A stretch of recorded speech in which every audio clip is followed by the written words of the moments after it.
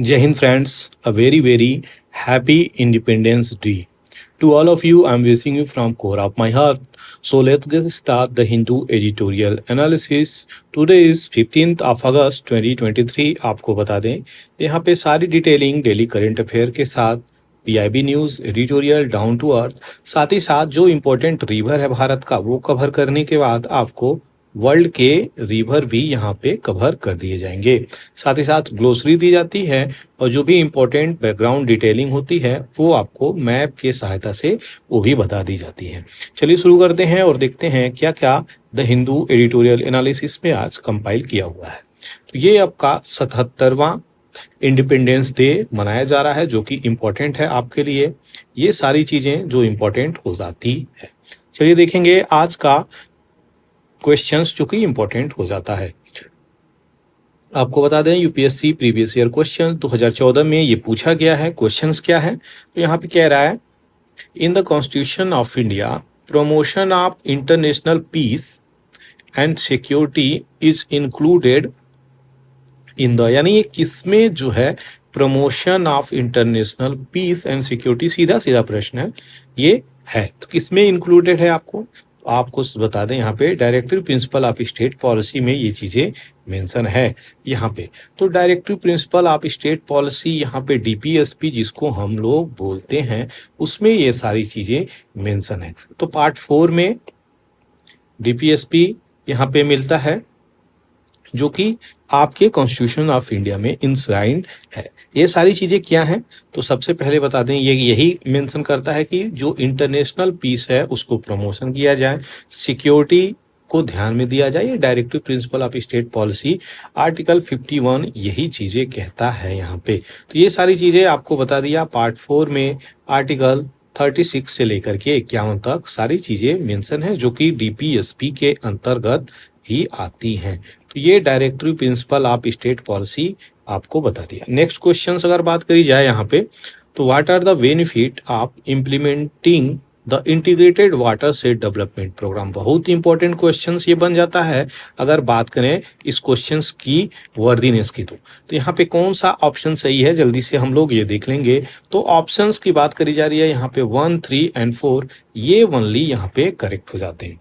तो यहाँ पे 1, 3 और 4 ऑप्शन सी जो यहाँ पे करेक्ट हो जाता है और जो बच जाता है आपका 1, 3 एंड 4 ये बच जाता है जो कि स्टेटमेंट गलत हो जाता है। तो इसका मतलब international integrated watershed development program के अंदर जो लिंकिंग ऑफ द कंट्री के पेरेनियल रिवर या सीजनल रिवर हैं ये लिंकिंग नहीं आते हैं। तो लिंकिंग ऑफ द रिवर आते ही नहीं है, इसलिए इसके अंतर्गत जो चीजें आएंगी वो क्या है तो रीजनरेट करेगी नेचुरल वेजिटेशंस, रेन वाटर को हार्वेस्ट करने की बात करती है, ग्राउंड वाटर टेबल को रिचार्ज करने की बात करती है और जो सॉइल सरफेस से रन ऑफ हो जाता है, जो एक लेयर उधरती जाती है जैसे विंड इरोजन हो गया, वाटर इरोजन हो गया, इस इरोजन से जो चीजें होती हैं उसको रोकने के लिए ये होती हैं। तो इसका एक्सप्लेनेशन देखा जाए जो कि मैं यहाँ पे आपको दे दिया हूँ। और इंटीग्रेटेड वाटर सेट प्रोग्राम ये प्रोग्राम आईएमपी इसके अंतर्गत चीजें आती हैं। फ्लैगशिप प्रोग्राम है जो कि मिनिस्ट्री ऑफ रूरल डेवलपमेंट के अंतर्गत ये चीजें डाली गई हैं। सीधे सीधे आप देखिए यहाँ पे लिंकिंग ऑफ द रिवर यहाँ पे दिया नहीं है, इंटीग्रेटेड है ही नहीं ये चीजें। और इस फ्लैगशिप प्रोग्राम के अंतर्गत 3 चीजें आती हैं, डीडीपी, डीपैप और आईडब्ल्यूडीपी। तो ये चीजें आती हैं डिजर्ट ड्रॉट और इंटीग्रेटेड वेस्ट डेवलपमेंट प्रोग्राम, तीनों इसी के अंदर फ्लैगशिप प्रोग्राम है और रूरल डेवलपमेंट मिनिस्ट्री के अंतर्गत ये चीजें डाल दी गई हैं।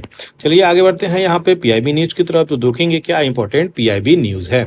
आज का पीआईबी न्यूज आपके सामने प्राइम मिनिस्टर यहाँ पे demise of Telugu Sanskrit scholar जिनकी डेथ हो गई है, क्या नाम है तो ये निकल के आते हैं आंध्र प्रदेश से, याद रखिएगा, जो आपके श्री कांडला कुंतु अल्लाह सिंगाराचरलू, तो इनका नाम है याद रखिएगा, जो कि साउथ से निकल के आते हैं, एक संस्कृत और तेलुगु स्कॉलर रह चुके हैं। नरेंद्र मोदी यहाँ पे अप्रिशिएट किए हैं इंडियन म्यूजिक कंपोजर को जो यहाँ पे लंदन में क्या किए हैं, रिकी के जिनका नाम है। तो ये ग्रैमी अवार्ड भी रिसेंटली विन किए हैं, जो कि इंपॉर्टेंट हो जाता है। तो 100 पीस ब्रिटिश ऑर्केस्ट्रा जो यहाँ पे कंडक्ट किया है वो लंदन में आपका क्या इंडियन नेशनल एंथम को बजाता हुआ नजर आ रहा है। आप लोग वीडियोस भी जा करके देख सकते हैं, रिकी केस का नेशनल एंथम टाइप करिएगा तो ये चीजें आ जाएगा। तो ये एक हिस्टोरिक चीजें बोली जा रही हैं जो कि इंपॉर्टेंट है आपको जानना। दूसरी चीजें क्या बोली जा रही है, फर्स्ट ऑफ इस काइंड ग्लोबल समिट यहाँ पे बात करी जा रही है ट्रेडिशनल मेडिसिन की। ये ऑर्गेनाइज किया गया है WHO के द्वारा और को होस्ट किया गया है मिनिस्ट्री ऑफ आयुष के द्वारा। तो आयुष का भी फुल फॉर्म कभी कभी पूछ देता है। A for Ayurveda, U for क्या होता है एलोपैथी, और U फॉर यूनानी, S फॉर सिद्धि। तो यहाँ पे ये सारी चीजें मिल करके यहाँ पे हैं। तो H फॉर होम्योपैथी भी इसमें आ जाती है। तो ये सारी चीजें हैं जो आपको लेकर के यहाँ पे आई हुई हैं। इसमें आयुर्वेदा है, एलोपैथी नहीं है, ये कंफ्यूजन नहीं होना चाहिए। आयुर्वेदा, यूनानी, सिद्धि और होम्योपैथी, ये 4 चीजें इसमें डाली गई हैं। गांधीनगर गुजरात में इसको होस्ट किया गया है ताकि इसकी चीजें यूज हो सकें देश में। दूसरी चीजें क्या निकल के आ रही हैं, animal husbandry dairy union minister कौन है, पुरुषोत्तम रूपाला जी। ये यहाँ पे क्या कर रहे हैं, ए हेल्प, इसका पूरा फुल फॉर्म अगर पूछ दे तो क्या है, तो accredited agent for health and extension of life stock productions. यहाँ पे इसका पूरा फुल फॉर्म है, क्या रिवैम्प करेगा, तो इनफर्टिलिटी जो यहाँ पे जानवरों में आ रही है उसको रिवैम्प करता हुआ नजर आएगा। तो स्टेट ऑफ गुजरात में इसको लाया गया है। ए हेल्प किससे जुड़ा हुआ है, एनिमल हस्बेंड्री डेयरिंग से रिलेटेड है। यूनियन मिनिस्टर कौन है, सारी डिटेलिंग आपको दे दिया। कंटेंशियस क्राइटेरिया यहाँ पे डाला गया है, नया एडिटोरियल आया है, वो सारी चीजें यहाँ पे देखेंगे।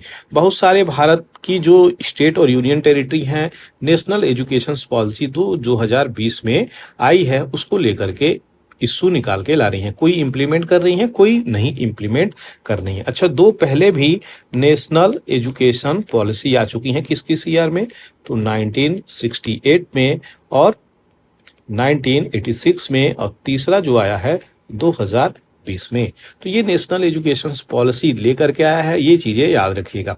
तो यहाँ पे क्या है, PM उषा स्कीम के तहत यहाँ पे चीजें लाई जा रही हैं। क्या है, प्रधानमंत्री उच्चतम शिक्षा अभियान। इस अभियान के तहत स्टेट को, पहले इसका नाम रूसा 1-2 ये था, तो ये राष्ट्रीय उच्चतर शिक्षा अभियान कहा जाता था। अब बदल करके प्राइम मिनिस्टर मोदी साहब PM उषा रख दी हैं, जिसके कारण वो नाम में परिवर्तन है। ये चीजें याद रखिएगा। 22 स्टेट और यूनियन टेरिटरी यहाँ पे ज्वाइन किए हैं, किसको, PM उषा को, लेकिन और भी बहुत सारे ऐसे चीजें हैं, स्टेट हैं जो इसको ज्वाइन नहीं किए हैं, जैसे कि वेस्ट बंगाल, तमिलनाडु, केरला और 14 स्टेट और यूनियन टेरिटरी मिलकर इसको रिफ्यूज किए हैं इस स्कीम को। तो इसमें क्या लूप होल्स है जो इस स्कीम को एक्सेप्ट नहीं किया जा रहा है, तो बहुत सारे इसमें लूप होल्स स्टेट के द्वारा मेंशन किए गए हैं, जो कि इंपॉर्टेंट हो जाता है। क्या, तो पहली बात जो यहाँ पे कमिटमेंट डाली गई है स्टेट को कि आप ये गाइडलाइंस फॉलो करिए सबसे पहले, तब जाकर के इसके आधार पे आपको जो फंडिंग होगी वो हो पाएगी। तो 4 साल का ग्रेजुएशन प्रोग्राम भी एक्सेप्ट कराने की बात करी गई है। अब बिना ये सब चीजें अगर एक्सेप्ट किए तो आपको स्टेट की फंडिंग यहाँ पे ये सर्विसेज आपको मिल नहीं पाएंगे। यही चीजें यहाँ पे बोली जा रही है, जो कि इंपॉर्टेंट है। तो फंड एलोकेट क्या हुए हैं, 12,996 करोड़ रुपए। अगर आप एबव एग्रीमेंट को एक्सेप्ट नहीं करते हैं तो यहाँ पे क्या है, वो चीजें इंपॉर्टेंट है, आपको प्रदान नहीं करी जाएगी, वो बेनिफिट आप ले ही नहीं पाइएगा। तो इस प्रकार का है, कहीं ना कहीं डिस्क्रिमिनेशन हो जाता है। फ्रेंड्स, ये मेरा चैनल है, आपको बता दें यहाँ पे आप चैनल को सब्सक्राइब कर सकते हैं और अपने फ्रेंड्स, कलीग, मित्रों, रिलेटिव में जो भी सिविल सर्विसेज एग्जाम्स की तैयारी करते हैं उनके साथ शेयर करना बिल्कुल नहीं भूलें। आपका share just like oxygen for me, so please share it और लाइक इट, सब्सक्राइब इट। चलिए आगे बढ़ते हैं, यहाँ पे देखते हैं जल्दी से क्या आगे का न्यूज है। तो यहाँ पे कई सारे स्टेट इसको डिनाई भी किए हैं, अपोज भी कर रहे हैं नेशनल एजुकेशन पॉलिसी, और जो भी इम्प्लीमेंट करने की बात आ रही है उस पर भी यहाँ पे चीजें इश्यू निकल के आ रही हैं।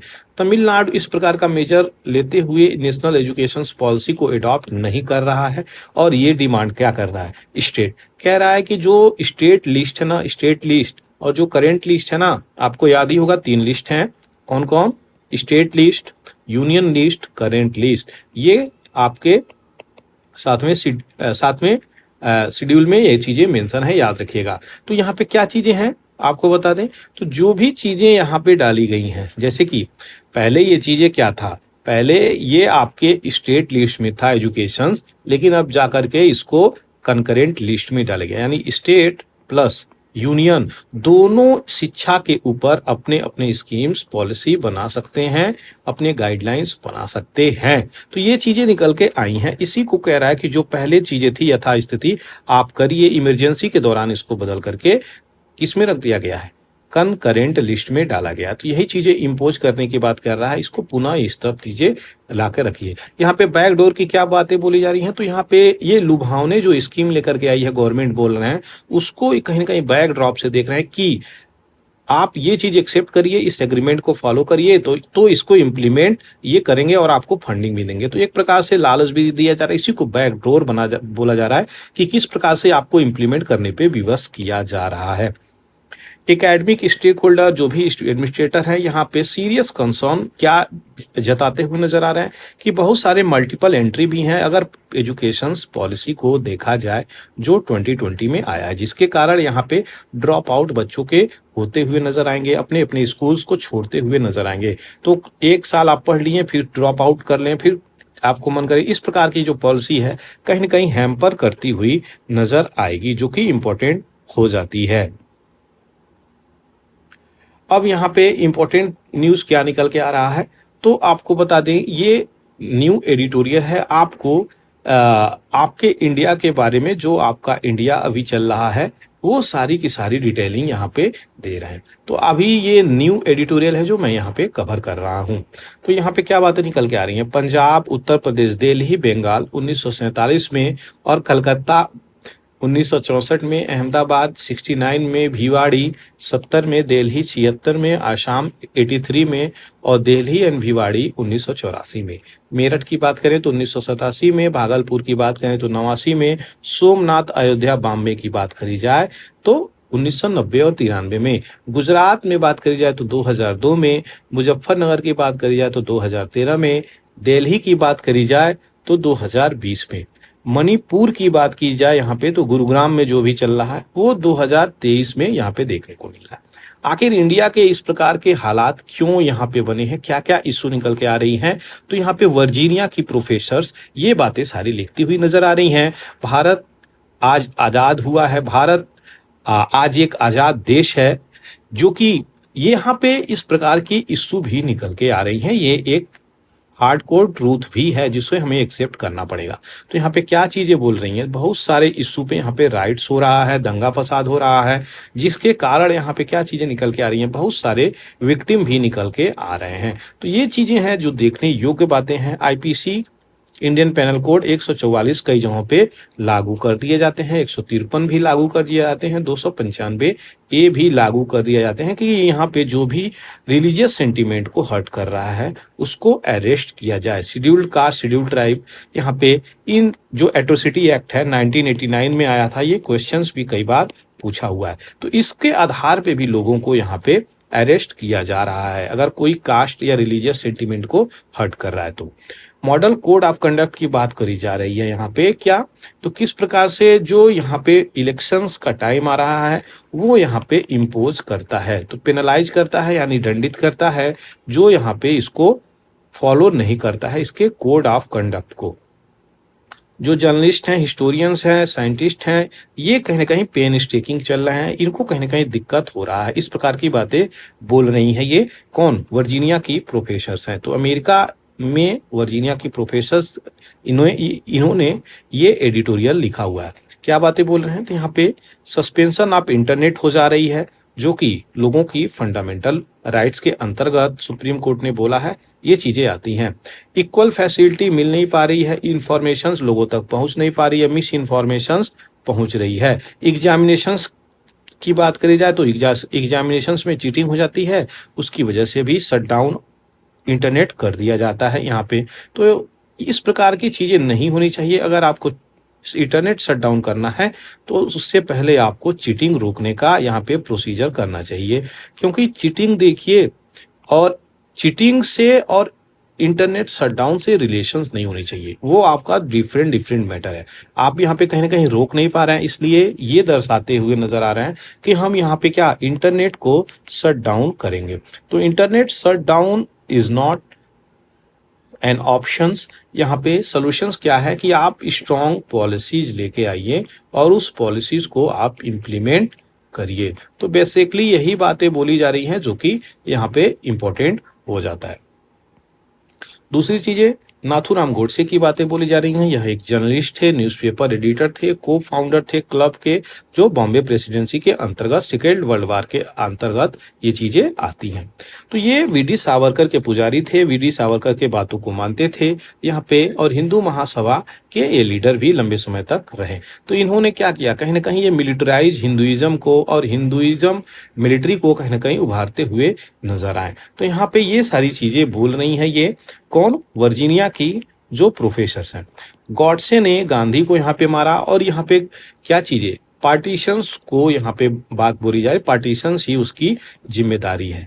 पार्टीशंस की वजह से यहाँ पे गोडसे ने गांधी को मारा। दूसरी चीजें क्या बोली जा रही हैं, तो यहाँ पे हिंदू राष्ट्र प्योरली भी बनाने का चीजें हैं जो अपोज किया गया था, और return of the Muslim civil war on Delhi में। तो यहाँ पे दिल्ली में भी बहुत सारे खून खराबे उसमें हो रहे थे, वह उसको लेकर के यहाँ पे कि मुस्लिमों को यहाँ पे क्यों लाया गया। यानी जब 1947 भारत आजाद हुआ तो यहाँ पे बहुत सारे रिफ्यूजी जो थे भारत आया, भारत के बहुत सारे लोग पाकिस्तान में रिफ्यूजी हैं। वो अलग बात है, पाकिस्तान में उनको उतना जगह, उतना इज्जत और रिस्पेक्ट और राइट्स नहीं प्राप्त हुआ, लेकिन भारत में उनको मेन बात करी जाए तो दिल्ली में बसाया गया।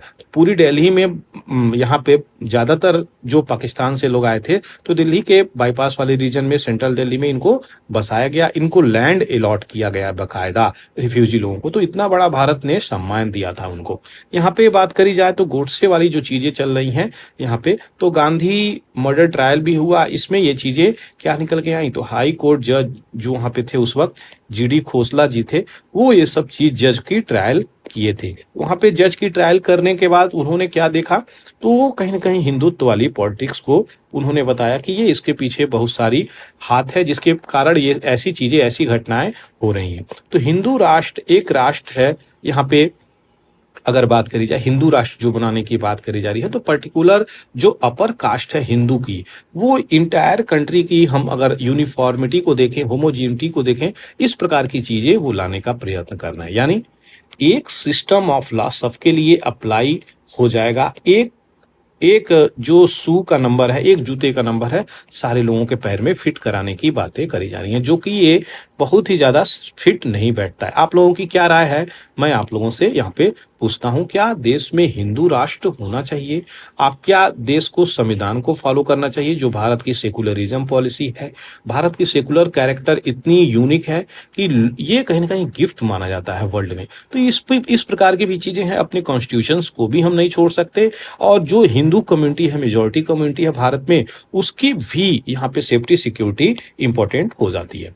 यहाँ पे क्या बातें बोली जा रही हैं, तो जो यहाँ पे मुस्लिम है, अगर कोई पब्लिक में मुस्लिम को ही देखता है तो उसके लिए भी यहाँ पे खतरा नजर आ रहा है। ये मेरे शब्द नहीं हैं, ये आपके वर्जीनिया की प्रोफेसर के शब्द हैं, जो आपको अक्षर स्व यहाँ पे एक्सप्लेन कर रहा हूँ। तो मुस्लिम होम में कई सारे रेड भी पड़े हैं, जिसके कारण यहाँ पे बहुत सारी इश्यू भी निकल के आ रही है, खासकर मुस्लिम को यहाँ पे टारगेट करने की बातें बोली जा रही हैं।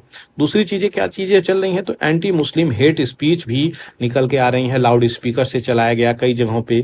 दूसरी चीजें क्या बोली जा रही हैं, तो बहुत सारे इश्यूओं पे इन्होंने बातें की हैं, जैसे कि अभी आपको बता रहा हूं, तो बुलडोजर का अभी जो थेरेपी चल रहा है अपने कंट्री में, आप लोग देख ही रहे होंगे, जहां कहीं भी अगर कोई इश्यू निकल के आ रहा है, तुरंत बुलडोजर से घर वहां पे गिरा दिए जा रहे हैं। तो ये गवर्नमेंट ही जज बनी बैठी है, जबकि जुडिशरी को एक अलग ऑर्गन ऑफ द गवर्नमेंट माना जाता है। तो जुडिशरी, एग्जीक्यूटिव और लेजिस्लेटिव, ये तीन ऑर्गन ऑफ द गवर्नमेंट माने जाते हैं। चौथा पिलर आपका प्रेस, जिसको फ्रीडम होना चाहिए, वो माना जाता है। तो ये सारे इंपॉर्टेंट पिलर हैं देश के।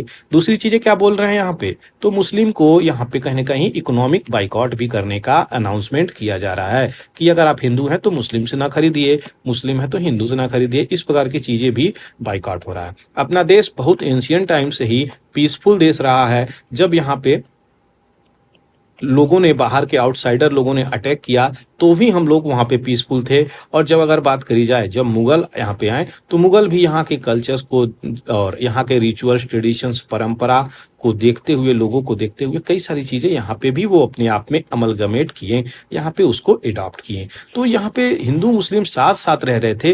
वो तो अंग्रेज हैं जो यहाँ पे फूट डालकर चले गए, डिवाइड एंड रूल की पॉलिसी लेकर निकल के चले आए। जब 1905 में बंगाल का विभाजन हुआ, 16 अक्टूबर 1905 को विभाजन हुआ, तब यहाँ पे बहुत सारे ये ऐसे स्कीम्स लेकर चले आए, ऐसे प्रलोभन मुस्लिमों को दिए, जिसके कारण हिंदू मुस्लिम एक दूसरे से दूर चले गए। आपको याद ही होगा 1957 की लड़ाई, 1857 की लड़ाई, जो जिसमें हिंदू मुस्लिम की एकता की उदाहरण दी जाती है। बहुत ही बिग एग्जाम्पल है ये, जो भारत में हिंदू मुस्लिम की यूनिटी, इंटीग्रिटी को एक दर्शाता है। तो ब्रदरहुड वाली सिस्टम थी, हम लोग आपस में एक जैसे रहते थे, लेकिन अंग्रेजों ने आकर के भारत में इस प्रकार की चीजें बो दी, जिसके कारण अभी तक ये चीजें देश में चल रही हैं और इसी के आधार पे पॉलिटिक्स इवॉल्व हो रहा है। मुस्लिम फिल्म स्टार भी यहाँ पे कई सारे टारगेट किए जा रहे हैं, साथ ही साथ मुस्लिम क्रिकेटर भी अगर यहाँ पे उनको एब्यूज किया जा रहा है, कई सारे कमेंट किए जा रहे हैं। अगर वो क्या एक मैच हार गए तो यहाँ पे, जिसके कारण मुस्लिम को एक आधार बना करके बहुत सारे इश्यू का फायदा उठाया जा रहा है। मुस्लिम कॉमेडियन को भी जेल में डाला गया। यहाँ पे ऐसी चीजें निकल के आ रही हैं। तो क्या चीजें बोल रहे हैं, औरतों की जो स्थिति है और दर बदर गिरती जा रही है, वर्क फोर्स गिरता हुआ जा रहा है, एजुकेशन सिस्टम यहाँ पे गिरता हुआ जा रहा है, फर्टिलिटी गिरता हुआ जा रहा है।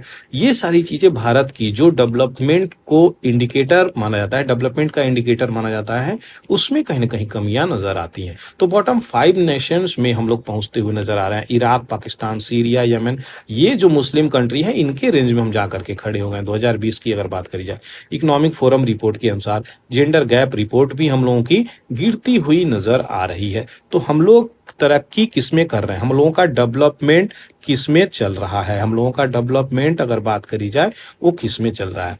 तो हमें सबसे पहले अपने लोगों की हेल्थ, सैनिटेशन, जॉब, राइट्स, ये सब इंपॉर्टेंट पहलू हैं, इस पे फोकस करने की जरूरत है। हिंदू राष्ट्र चिल्लाने से क्या होगा, यहाँ पे बहुत सारे कम्युनिटी डाइवर्सिटी, भारत इसी चीज के लिए जाने जाती है। यहाँ पे diverse culture, traditions, religion, caste, ये लोग रहते हैं, डाइवर्स रेस रहता है। ये भी कही जाती है, अगर विश्व जो ग्लोब है ना, वो ग्लोब की बात करी जा रही है, ग्लोब से सारे लोगों की ह्यूमैनिटी की लॉस हो जाए, लेकिन अगर भारत भूमि को बचा लिया जाए तो यहाँ पे इतनी डाइवर्सिटी है कि सारी रेस पुनः खड़ी हो सकती है। ऐसी चीजें बोली जाती हैं। क्यों? क्योंकि यहाँ पे सारे रेस पाए जाते हैं और बड़ी बहुत ही बिग डाइवर्सिटी के साथ भारत अपने आप को डाइवर्सिफाई किए हुए और आगे बढ़ता हुआ नजर आता है। तो इस प्रकार की जो चीजें चल रही हैं, कहीं ना कहीं वो हार्म कर रही हैं। गोडसे वाली हिंदू राष्ट्र या फिर इंडियन कॉन्स्टिट्यूशंस को फॉलो करना है, वो हमें एक्सेप्ट करना पड़ेगा कि हम किसे लेकर के चलने वाले हैं। तो यहाँ पे हिंदू, मुस्लिम, सिख, ईसाई, दलित, बुद्धिस्ट, सारे लोग कहीं ना कहीं भारतीय हैं। हमें इस दृष्टिकोण से देखना चाहिए और भारत माता का ये जो चीज है उसको मानते हुए भारत के सिटीजन्स को भारत के राइट्स को इक्वल ट्रीटमेंट देते हुए ये सारी चीजें आगे बढ़नी चाहिए, क्योंकि कॉन्स्टिट्यूशंस में जो चीजें मेंशन है वो इंपॉर्टेंट हो जाती है। आशा करते हैं जो भी एडिटोरियल आपको दिया यहाँ पे वो क्लियर हो गई होंगी। और चलिए आगे बढ़ते हैं। यहाँ पे मैट्रिक ऑफ 76, ये क्या है? तो 76वां जो अभी आज़ादी का अमृत महोत्सव यहाँ पे खत्म हुआ, तो 77वां जो है इंडिपेंडेंस डे सेलिब्रेशन शुरू हो रहा है। तो 77वां इंडिपेंडेंस डे सेलिब्रेशन शुरू हुआ है और इसको एनालिसिस किया गया है कि परफॉर्मेंस भारत का क्या निकल के आया 76 साल की अगर हम बात करी जाए। तो यहाँ पे क्या चीजें निकल के आई, जो 4 पैरामीटर निकल के आए इंपॉर्टेंट, वो क्या है? तो जीडीपी पर कैपिटा, यानी एक व्यक्ति की आय यहाँ पे हर राज्य की अगर बात करी जाए तो कितनी निकल के आ रही है, किस प्रकार से मानव यहाँ पे विकास कर रहा है, उस इंडेक्स को देखते हुए एसडीआई, किस प्रकार से जो नैनोटर हैं, इन्फेंट हैं, जो बच्चे हैं, उनकी मॉर्टेलिटी रेट, मृत्यु दर क्या है, वुमेन की पार्टिसिपेशन पार्लियामेंट में कितने प्रतिशत तक है, ये चीजें नापने का मेजरमेंट है। तभी जाकर के कोई कंट्री का हम डेवलपमेंट मेजर कर सकते हैं। टेक्नोलॉजिकल एडवांसमेंट और इंफ्रास्ट्रक्चर डेवलपमेंट, इंडिया और कंट्री जो कि रिमार्केबल प्रोग्रेस की बात करती हैं यहाँ पे 7 हाफ डिकेड की बात करी जाए तो यहाँ पे देखने को मिली है। लेकिन ये सारी चीजें जो अभी आपको यहाँ पे अपर डाटा में दिया, वो डाटा कहीं ना कहीं अचंभित करने वाला है। तो इंडिया की अगर बात करी जाए और तुलना की जाए इन कंट्री से, जैसे कि ब्रिक्स हो गई जिसमें ब्राजील, रसिया, चाइना, साउथ अफ्रीका कंट्री आती हैं। ब्रिक्स की स्थापना कब हुई थी? मेरा क्वेश्चन आपसे ये रहा, इसका आंसर आप कमेंट सेक्शंस में दीजिएगा। इसमें को इंडिया को नहीं, यहाँ पे साउथ अफ्रीका को पूछूंगा। साउथ अफ्रीका को किस ईयर में ऐड किया गया और कौन सी मीटिंग में ऐड किया गया? मेरा क्वेश्चन आपसे ये रहा। कई बार पूछता है ये। G7 की कंट्री में Canada, France, Germany, Italy, United Kingdom, USA आते हैं। इमर्जिंग इकोनॉमी की बात करें तो Argentina, Chile, Colombia, Egypt, Hungary, Indonesia, Iran, Malaysia, Mexico, Philippines, Poland, Saudi Arabia, Thailand, तुर्की, यूनाइटेड अरब अमीरात। और इंडियन सब कॉन्टिनेंट की बात करी जाए यहाँ पे तो बांग्लादेश, भूटान, नेपाल, पाकिस्तान, श्रीलंका, इनके फाइट में हम क्या आ रहे हैं? तो हमारी जो डेवलपमेंट चीजें हैं बहुत नीचे चली गई हैं। अब अगर बात करी जाए तो ब्लैक से जो यहाँ पे चीजें देख रहे हैं वो इंडिया का स्टेटस है सारे मैपों में ब्लैक से। अब जो ब्रिक के नेशन है यहाँ पे है, G7 के नेशन यहाँ पे। अब क्या बातें करी जा रही है? तो जीडीपी पर कैपिटा अगर 2022 की चीजें हम देखें तो कहाँ पे भारत खड़ा है? यहाँ पे सीधे सीधे देख सकते हैं ये यूएस, यूके कहाँ पे पहुंच गए हैं, चाइना कहाँ पे पहुंच रहा है, आपका इंडोनेशिया भी कहाँ पहुंच रहा है, साउथ अफ्रीका भी कहाँ पहुंच रहा है। ये ब्रिक नेशन है जो पीले में है और ये G7 कंट्री हैं जो नीले में है। लेकिन ये ब्लैक वाली कंट्री देखिए कहां पर पहुंचा है। तो सबसे पीछे ही लगभग लगभग हम निकल के आ रहा है, क्योंकि हम पाकिस्तान से तुलना अपनी नहीं कर सकते, हम नेपाल से तुलना अपनी नहीं कर सकते। नेपाल भी यहाँ पे कहीं ना कहीं सही कंडीशंस में निकल के आ रहा है, लगभग लगभग यहाँ पे हमारे ही पास में टच कर रहा है। इतनी छोटी कंट्री अगर जो है वो भी हमसे बराबर में खड़ी है। तो हम क्या, सबसे इंपॉर्टेंट क्वेश्चन यहाँ पे निकल के क्या आ रहा है, हम यहाँ पे डेवलपमेंट के नाम पे क्या कर रहे हैं, यानी जीडीपी पर कैपिटा यहाँ पे क्या निकल के आ रही है। तो यही देखने की बातें यहाँ पे बोली जा रही हैं। 31 कंट्री की बात करी जा रही है 1950 से 21 तक। तो यहाँ पे देखिए हम कहाँ पर खड़े हैं, जो कि देखने योग्य बातें हो जाती हैं। यहाँ पे अगर बात करी जाए तो यहाँ पे 2021 में हम कहाँ पे खड़े हैं, ये इंडिया सबसे पाकिस्तान को टच करता हुआ नजर आ रहा है 2021 में। यहाँ पे देखिए अब इनके जोन में हम पहुंचे हैं, क्योंकि हम इतने बड़ी यहाँ पे चौथे पांचवें नंबर की जीडीपी इकोनॉमी बनने वाले हैं। तो हमको कहीं ना कहीं डेवलप करना चाहिए, लेकिन हमारी जो रियल ग्रोथ निकल के आ रही है, जिसको हम बोलेंगे क्या, एक हैप्पीनेस इंडेक्स जो मानी जाती है, जिसमें ये देखा जाता है लोग कितने हैप्पी हैं, लोग कितने हेल्दी हैं, लोगों का इनकम सही है कि नहीं, ये सब चीजें मेजर करी जाती है। तो लोगों की हैप्पीनेस भी इंपॉर्टेंट हो जाती है इस सब चीजों को अगर देखा जाए तो। यहीं पे बात करी जा रही है 60 से 65 में। तो यहाँ पे देखिए 60 से 75 तक अगर बात करी जाए तो यहाँ पे इन्फेंट की मॉर्टेलिटी रेट यहाँ पे 32, जो कि कंट्री 60 से 75 तक दिखा रही है। तो भारत यहाँ पे है। अब अगर बात करी जाए तो भारत यहाँ पे है, लेकिन अभी भी नेपाल हमसे आगे चल रहे हैं, साउथ अफ्रीका, रसिया ये हमसे आगे चल रहे हैं। तो इन वाली कंट्री में हम पहुंच गए हैं अभी भी। तो हमें क्या चाहिए, इसमें भी अभी और इम्प्रूवमेंट करने की आवश्यकता है।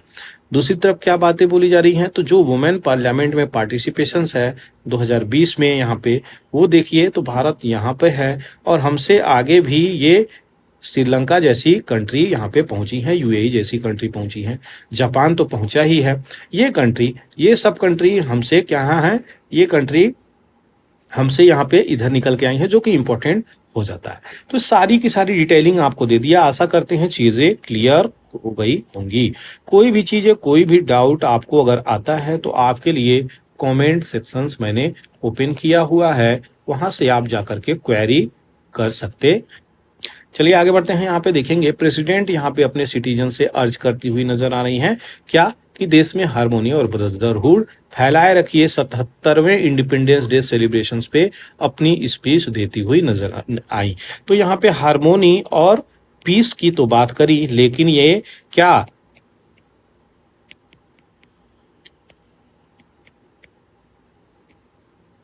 मणिपुर और हरियाणा दोनों स्टेट का नाम इन्होंने नहीं लिया। तो बिना नाम लिए ये इनको बोलना पड़ा। ऐसी स्पीच अब यहाँ पर देने पड़ रहे हैं भारत के प्रेसिडेंट को। ये सब चीजें नहीं होनी चाहिए, क्योंकि सारे देश जो हैं, अब देश के सारे स्टेट अपने ही देश के अभिन्न अंग हैं, इसलिए नाम तो लेना आवश्यक बनता ही था। इंडिपेंडेंस स्पीच में यहाँ पे मोदी का लास्ट साल होगा, ऐसा कौन बोल रहा है? तो ममता बनर्जी बोलती हुई नजर आ रही हैं। तो वे वेस्ट बंगाल की सीएम है, याद रखिएगा। अच्छा, इसको वेस्ट बंगाल क्यों है, जब क्यों बोला जाता है, जबकि ये ईस्ट बंगाल में है? तो ये eastern part of the India है, तो इसको ईस्ट बंगाल क्यों नहीं बोलते? मेरा बड़ा क्वेश्चन आपसे ये रहा। कमेंट सेक्शंस में जरूर लिखें। हवाई आइलैंड में वाइल्ड फायर होने से वजह से 100+ लोगों की यहाँ पे जलकर मृत्यु भी हो गई है, जिसके कारण ये चीजें निकल के आ रही है। चलिए, हवाई आइलैंड की बैकग्राउंड डिटेलिंग यहाँ पे हम लोग देखेंगे, जो कि आपके एग्जामिनेशन पर्सपेक्टिव से ज्यादा इंपॉर्टेंट हो जाता है। तो हवाई आइलैंड जो कि यूनाइटेड स्टेट का पार्ट है, इंपॉर्टेंट हो जाता है, स्टेट ऑफ हवाई। और ये south eastern most Hawaii island जो कि वॉल्केनिक आइलैंड बोला जाता है, नॉर्थ पैसिफिक ओशियंस में ये पड़ता है। 4028 स्क्वायर माइल्स का ये डिस्टेंस कवर करता है। 63% ऑफ द हवाईयन आर्चिपिलागो की बात करी जाए, जो कि लैंड मास एरिया है। यहाँ पे इसको और भी कई नामों से जाना जाता है, जैसे इसको बिग आइलैंड भी बोला जाता है। दूसरी तरफ ये भी इसको बोला जाता है कि ये मोकू या कीवे आइलैंड इसको बोला जाता है। ये चीजें इंपॉर्टेंट है, याद रखिएगा। मोकू या कीवे या बिग आइलैंड किसको बोला जाता है? हवाई आइलैंड को बोला जाता है। क्वेश्चंस अगर बन जाए तो आपको छोड़ना नहीं है, इंपॉर्टेंट हो जाता है। हवाई आइलैंड यहाँ पे जो बना वो 5 सेपरेट सील्ड वॉल्केनो यहाँ पे निकल के आया।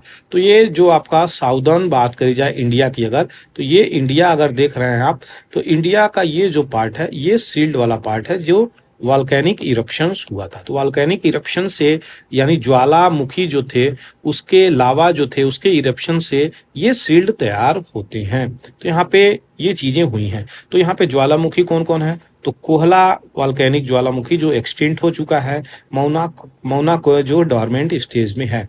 3 प्रकार के ज्वालामुखी होते हैं, एक एक्टिव होते हैं, दूसरा क्या होते हैं, डॉर्मेंट होते हैं, और तीसरा आप कमेंट सेक्शंस में लिख सकते हैं, एक्टिव, डॉर्मेंट, और एक और होते हैं आपके लिए कमेंट सेक्शंस मैंने खुला हुआ है, जो कि इंपॉर्टेंट हो जाता है। यहाँ पे क्या बातें बोली जा रही हैं? हुला लाई जो कि एक्टिव स्टेज में है, मूना लाई जो कि एक्टिव और पार्शली एक्टिव के स्टेज में है, किलुआ भी एक्टिव और पार्शली एक्टिव स्टेज में है।